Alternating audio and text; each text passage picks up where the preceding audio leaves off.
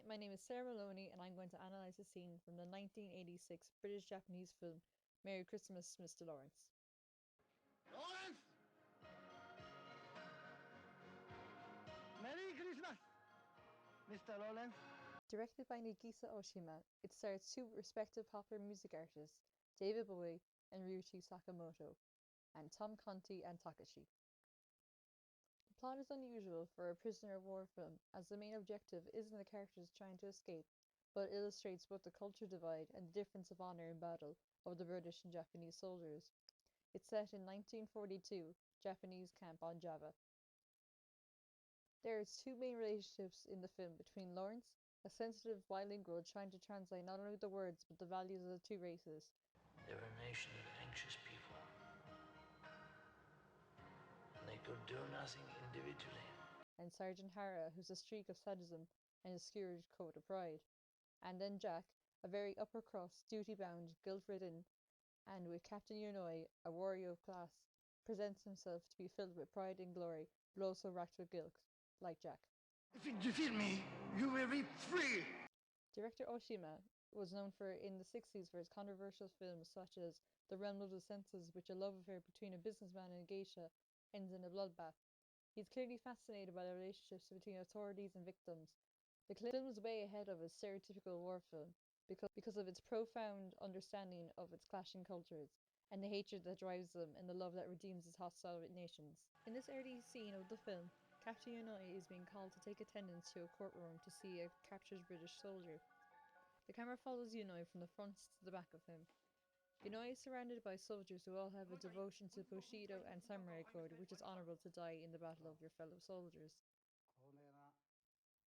It's notable to say that Yonoi stands out a bit as he is handsome and wears subtle makeup like blush and eyeliner, which I think was on purpose. A wide shot of the courtroom is shown, and we don't see Jack's face until Yonoi looks at him. Jack has a close-up shot in which his face is taking up the full frame. It's also from a low angle. Jack is a prisoner and in their hands, but he's still in the center of attention and is dominant in his personality. I've answered that question about 100 times. Here's the most interesting part of the scene. As facts roll about Jack, the camera pans slowly to the left and dolly zooms into Yonoi's face, watching Jack. The music is a huge role in the film, as the composer is the same man who plays Yonoi. He has mentioned that every track is either devoted to what Yonoi or Jack is feeling at the time of the scene.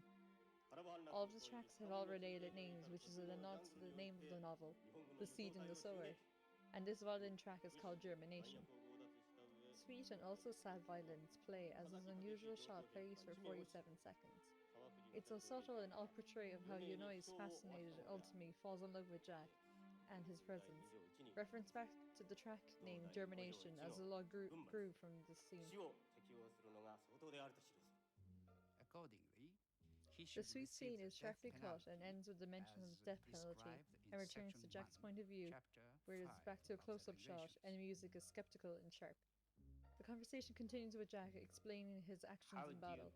So already we see the clash and difference of samurai way in the Japanese code and the British soldier code. Let me ask you something. Why would a man who's about to die give a false name? A Japanese soldier, if caught, would give a false name.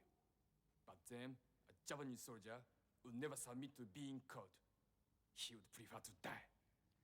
Then, I'm not a Japanese. He's asked of his history, and Jack bitterly answers, as we know later in the film, that he's utterly ashamed of it. I'll be back. If aren't flowers again. This catches Yonoi's attention as we see a cut-in of Yonoi's face and then another to Jack as he finally notices him. Every angle so far is behind Jack looking at the Japanese, and it's very just him versus them, as he is alone in his courtroom. 審判長、多少尋問したいと思いますが。Yonoi's first interaction is the Shakespearean quote, "To seem intelligent of British works," and Jack's tone of voice is lower, and he is slightly amused of Yonoi's presentation of himself. Yonoi continues to walk closer to Jack, but returns to his seat when he's embarrassed, seeing Jack's strip reprove him of being beaten. Put on your shirt. No more questions.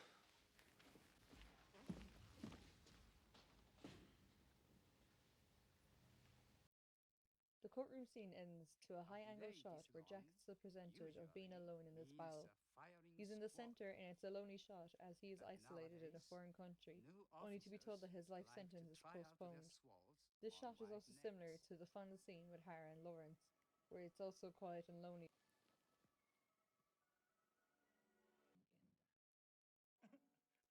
This film is incredibly interesting as it shows 4 different types of honorable men in a grim setting in World War II and what they sacrifice to do when they think it's honorable. What's he saying to us? It's really beautiful and a sad film and shot in Japanese film in tone and style and it handles it masterfully.